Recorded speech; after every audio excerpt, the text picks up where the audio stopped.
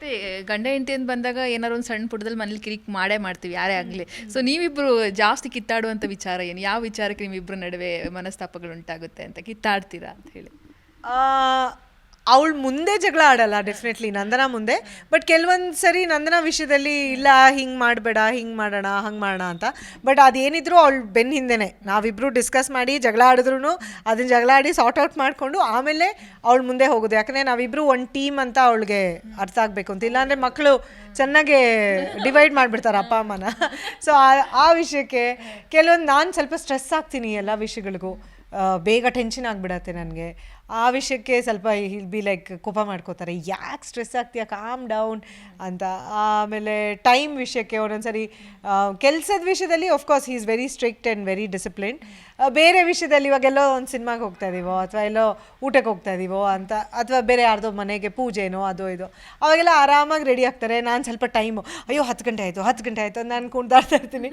So ಆ ವಿಷಯಕ್ಕೆ of course differences, ಗಂಡ ಹೆಂಡತಿ ಅಂದಮೇಲೆ ಡಿಫ್ರೆನ್ಸಸ್ ಇದ್ದೇ ಇರುತ್ತಲ್ವಾ. ಸೊ ಇರುತ್ತೆ, ಬಟ್ ಆಲ್ಸೋ ನಮ್ಮ ರಿಲೇಷನ್ಶಿಪ್ ತುಂಬ ವ್ಯಾಲ್ಯೂ ಮಾಡ್ತೀವಿ ಇಬ್ಬರು. ಸೊ ಹಾಗಾಗಿ ರೆಸ್ಪೆಕ್ಟ್ ಇದೆ. ಇಂಡಿವಿಜುವಲ್ಸ್ ಆಗಿ ಅವರು ಅನುವಾಗಿ ನನ್ನನ್ನು ರೆಸ್ಪೆಕ್ಟ್ ಮಾಡ್ತಾರೆ, ನಾನು ರಘುವಾಗಿ ಅವ್ರನ್ನ ರೆಸ್ಪೆಕ್ಟ್ ಮಾಡ್ತೀನಿ. ಅದು ಬಿಟ್ಟು ನೆಕ್ಸ್ಟ್ ಗಂಡ ಹೆಂಡತಿ, ಅಪ್ಪ ಅಮ್ಮ, ಅಥವಾ ಒಬ್ರಿಗೆ ಅಳಿಯ ಒಬ್ರಿಗೆ ಸೊಸೆ ಅನ್ನೋದೆಲ್ಲ ಆಮೇಲೆ. ಸೊ ಫಸ್ಟ್ ನಾವು ಇಂಡಿವಿಜುವಲ್ಸ್ ಆಗಿ ವಿ ರೆಸ್ಪೆಕ್ಟ್ ಈಚ್ ಅದರ್. ಆ ಫ್ರೆಂಡ್ಶಿಪ್ ಇದೆ. ಸೊ ಹಾಗಾಗಿ ಯಾವ ವಿಷಯ ಬೇಕಾದ್ರೂ ವಿ ಟಾಕ್, ಮುಚ್ಚು ಮರೆ ಯಾವುದೂ ಇಲ್ಲ. ಟ್ರಸ್ಟ್ 100% ಟ್ರಸ್ಟ್ ರಿಲೇಷನ್ಶಿಪ್ಪಲ್ಲಿ ಇರಲೇಬೇಕು, ಟಚ್ ವುಡ್. ಸೊ ಅದಿದೆ. ಸೊ ಹಾಗಾಗಿ ಓಕೆ. ಮನೆ ಅಂತ ಬಂದಾಗ ಮನೇಲಿ ಹೆಣ್ಮಕ್ಳಿದ್ರೇ ಅದೊಂಥರ ಚಂದ ಅಂತ ಹೇಳ್ತಾರೆ. ಹೆಣ್ಮಕ್ಳು ಮನೇಲಿ ಓಡಾಡ್ತಿದ್ರೇ ಅದೇನೋ ಪಾಸಿಟಿವ್ ಎನರ್ಜಿ ಅಂತ ಹೇಳ್ತಾರೆ. ಮನೆಯಲ್ಲಿ ಮಗಳು ಓಡಾಡುವಾಗ ನಿಮ್ಗೆ ಎಷ್ಟು ಖುಷಿ ಆಗುತ್ತೆ ಅಂತ ಹೇಳಿ, ನಮ್ಮ ಮನೇಲಿ ಮಹಾಲಕ್ಷ್ಮಿ ನೋಡೋದೇ ಖುಷಿ, ನೀವು ಎಷ್ಟು ಚೆನ್ನಾಗಿ ಎಂಜಾಯ್ ಮಾಡ್ತೀರಿ ಇಬ್ಬರು ಅಂತ ಹೇಳಿ? ಖಂಡಿತ V enjoy a lot. Quality time spend ಮಾಡ್ತೀವಿ ಅವಳ ಜೊತೆ, ಆಟ ಆಡೋದಾಗಲಿ ಇದಾಗಲಿ. ರಘು ಅವರು ನಾನು ಆದಷ್ಟು ಒಟ್ಟಿಗೆ ಕೆಲಸ ಮಾಡಲ್ಲ. ಅವ್ರು ಫ್ರೀ ಇದ್ದಾಗ ನಾನು ಕೆಲಸ ಇರುತ್ತೆ, ನಾನು ಕೆಲಸ ಒಪ್ಕೊಂಡಾಗ he tries to be at home, at least ಬೆಂಗಳೂರಲ್ಲಿದ್ದು ಇರೋ ಥರ. ಸೊ ಆದಷ್ಟು ಅವಳ ಜೊತೆ ಟೈಮ್ ಸ್ಪೆಂಡ್ ಮಾಡೋಕ್ಕೆ ಟ್ರೈ ಮಾಡ್ತೀವಿ. ಇಬ್ಬರಲ್ಲಿ ಯಾರೊಬ್ಬರು ಯಾವಾಗಲೂ ಇರ್ತೀವಿ. ಸೊ ಆ ರೀತಿ ಖುಷಿ ಆಗುತ್ತೆ. ಒಂದೊಂದ್ಸರಿ ಕೋಪ ಬಂದು ಏನೋ ರೇಗಿ ನಾನು ಇದು ಮಾಡಿದಾಗ ರಘು ಅವ್ರು ಅಷ್ಟು ಈಸ್ ವೆರಿ ಕಾಮ್, ಅವಳನ್ನ ಕಾಮಾಗಿ ಹ್ಯಾಂಡಲ್ ಮಾಡ್ತಾರೆ. ನಾನು ಸ್ವಲ್ಪ ಡಿಸಿಪ್ಲಿನರಿ ನಾನು. ಸೊ ಹಾಗಾಗಿ ಹೀಗೆ ಮಾಡ್ಬೇಕು ಹಾಗೆ ಮಾಡಬೇಕು ಅಂದಾಗ ಸ್ವಲ್ಪ ನಾನು ಕೋಪ ಮಾಡ್ಕೊಂಡಾಗ ನಮ್ಮಮ್ಮ ಮನೆ ಮಹಾಲಕ್ಷ್ಮಿ ಅವಳು ಏನಿದು ಅಂತ. ಸೊ ಆಫ್ಕೋರ್ಸ್ ಖುಷಿ ಹಾಗೇ ಆಗುತ್ತೆ. ಇಬ್ರಿಗೂ ಹೆಣ್ಮಗು ಬೇಕಿತ್ತು ಅಂತ ಆಸೆ ಇತ್ತು ಯಶೋದ, ಹಾಗೇ ಆಯಿತು. ದೇವರು ಕೃಪೆ, ನಮಗೆ ಹೆಣ್ಮಗಳೇ ಆದ್ಲು. ಸೊ ನಂದನ ಬೆಳೆದು ಒಂದೊಂದ್ಸರಿ ಇಬ್ಬರು ನಗ್ತಾ ಇರ್ತೀವಿ ನೋಡಿ, ಅವಳು ಪ್ರಶ್ನೆಗಳು ಕೇಳೋದು, ಅವಳ ಮಾತು ತುಂಬ ಜಾಸ್ತಿ. ಅವ್ರನ್ನಂತೂ ರಘು ಅವ್ರನ್ನಂತೂ ಒಂಥರ ಫ್ರೆಂಡ್ ಥರನೇ, ಕಮ್ಮಿ ಹಂಗೆ ಹಿಂಗೆ ಬಾಬಾ ಅಂತ ಕರಿತಾಳೆ.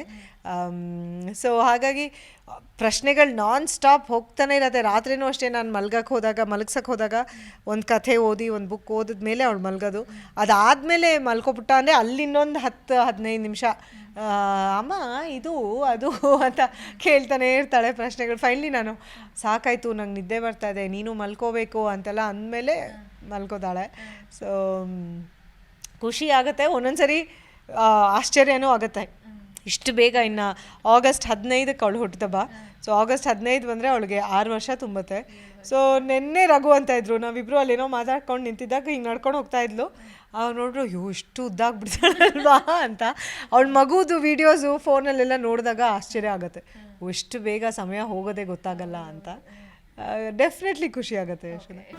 ಜಿ ಕನ್ನಡ ನ್ಯೂಸ್ ಈಗ ನಿಮ್ಮ ಮನೆಯಲ್ಲೇ ನೋಡಿ. ಎಲ್ಲ ಕೇಬಲ್ಗಳಲ್ಲಿ ಈಗ ಲಭ್ಯ.